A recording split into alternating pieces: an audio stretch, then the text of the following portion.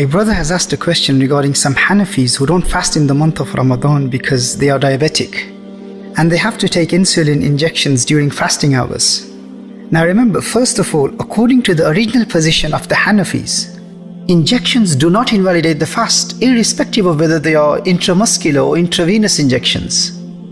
The ruling is the same whether the substance is injected into the veins or muscles. If the injection contains nourishment or provides nutrition or medicine, in the Hanafi school, the fast will not be invalidated as long as the insulin is not directly injected into the stomach. So for example, if insulin is injected into the arms of a diabetic person, then that would not invalidate the fast of a Hanafi. So my advice to such Hanafis would be to follow the general majority position of the Hanafi school. Observe your fasts and do not be deprived of the fasting during the blessed month of Ramadan only because you have to have an injection. Remember, according to the hadith of Rasulullah sallallahu alaihi wasallam in Sunan Abi Dawood, Tirmizi and Sunan An-Nasai, whoever breaks his one fast during the month of Ramadan without a valid excuse, لَمْ يَقْضِهِ صَوْمُ الدَّهْرِ كُلِّهِ وَإِنْ صَامَهُ, he will never be able to attain the reward of that one fast, even if that person was to fast throughout his lifetime. And according to Sayyiduna Ali karramallahu wajhul kareem, this is not only for the one who breaks the fast. Even if you miss one fast in the month of Ramadan, you can never make up for the blessings of that one fast, even if you were to fast throughout your lifetime. Obviously, you will have to make qada for the fast. That is to fulfill the obligation, but the same reward can never be attained. Undoubtedly, that would be a great loss for a true believer who understands the significance of the fast of Ramadan. So my advice to those Hanafis who have to have an injection in the month of Ramadan during the fasting hours is to continue with the fast. Injections do not invalidate the fast in the Hanafi school. Now regarding the narration of Ibn Abbas radiallahu ta'ala anhuma in Sahih al-Bukhari, al-fitru mimma dakhala wa laysa mimma kharaja. And the other hadith narrated by Sayyidatuna Aisha radiallahu ta'ala anha, that Rasulullah sallallahu alayhi wa sallam said, innama al-iftaru mimma dakhala wa laysa mimma kharaja. The fast is invalidated by whatever enters, not what exits. Now what is meant by whatever enters into the body? There is a different understanding of the scholars of the mazahib regarding these ahadith. The Shafi'i ulama say that whatever enters from the manafidh asaliya, the natural apertures or the normal routes of entry into the digestive tract, such as the mouth or the nose, if the food or drink or the invalidating substance enters from any of the natural openings into the body, the fast will be invalidated. But if anything enters from the pores in the skin or the muscles, that will not invalidate the fast. And if the substance, the food or the medication is delivered directly into the bloodstream by being injected into the veins, regarding such intravenous injections, there are two valid positions of the Shafi'i ulama. And on both sides, they are major scholars of the Shafi'i school. A group of the Shafi'i ulama believe that intravenous injections invalidate the fast. And the other group of the Shafi'i ulama, they are of the opinion that injections into the veins, they do not invalidate the fast. And as I said, that on both sides you have major scholars of the Shafi'i school. Now some scholars say that if the injected substance does not provide nutrition and it is only given as medicine, that does not invalidate the fast. That's another position.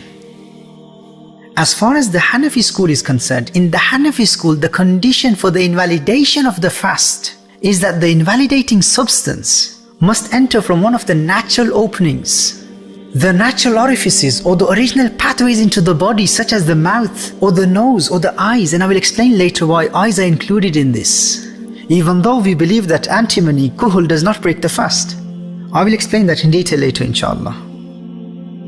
Now according to the Hanafi school, these routes of entry, these manafiz, these pathways into the body, they must also be connected to the digestive tract, which is the throat, the esophagus, the stomach and the small and large intestines.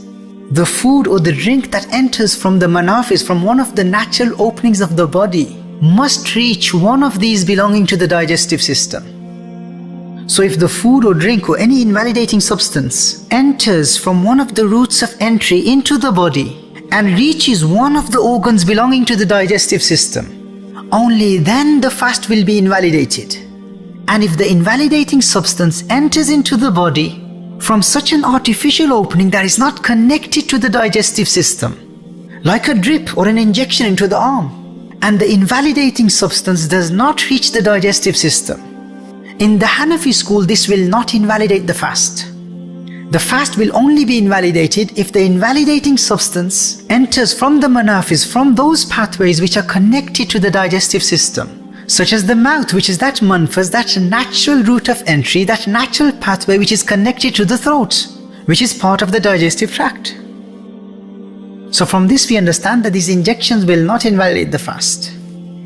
And this is explained in the Hashiyah of Ibn Abidin alayhi rahmah. It is mentioned in Raddul Muhtar.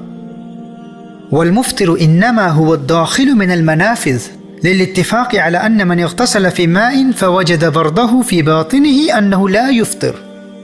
What invalidates the fast is only that which enters from the manafidh. وَالْمُفْطِرُ إِنَّمَا هُوَ الدَّاخِلُ مِنَ الْمَنَافِذِ. This is the Hanafi understanding of the ahadith that state that the fast is invalidated from whatever enters into the body. According to the Hanafis, the hadith doesn't mean that anything that enters from any part of the body that will invalidate the fast. Otherwise, if one rubs oil on the body, that also enters into the body from the masamat. The oil enters into the body from the pores in the skin. And it also gives energy to the body, but the application of oil unanimously does not break the fast. Similarly, you will find in the books of fiqh that the sting of a venomous snake does not break the fast. Why? Because the venom enters into the body from an unnatural, a created pathway or a route of entry into the body by the bite of the snake.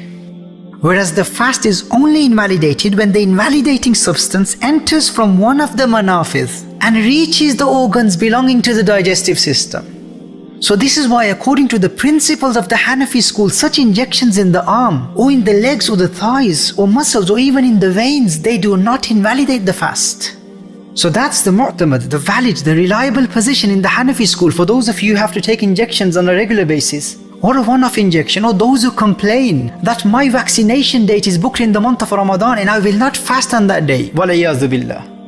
Remember this principle, in the Hanafi school, the fast is only invalidated when the food or the drink or medication enters from the manafiz and reaches the digestive system. Now remember, if you have a choice between having an injection during the fasting hours of Ramadan and after sunset, or even to have the injection after the month of Ramadan, then in that case it would be afdal, it would be more rewarding for the Hanafi to have the injection after sunset or after the month of Ramadan. Now why is that? Because remember, for validly disputed matters, the principle is that it is mustahab, it is praiseworthy, there is a greater reward in following that position, the implementation of which fulfills the obligation according to all the ulama.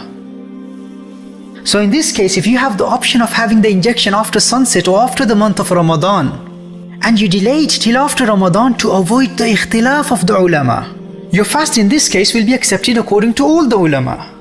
And there is greater taqwa in this, but that's if you have a choice. If you don't have the option, and if you are a Hanafi, then you must fast and have an injection rather than not fasting at all.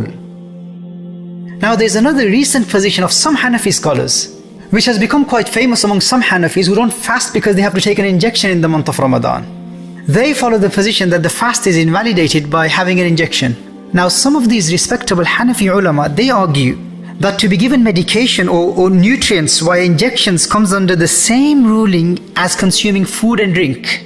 They claim that they see no difference between the two.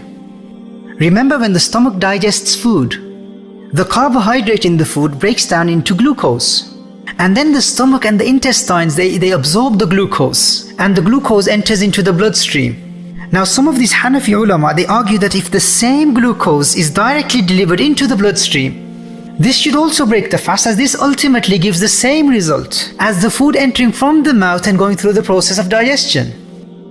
Now that's their opinion, and as I said, that this is a recent position held by some of our Sunni Hanafi scholars, and it is not the position of the majority of the traditional Hanafi scholars.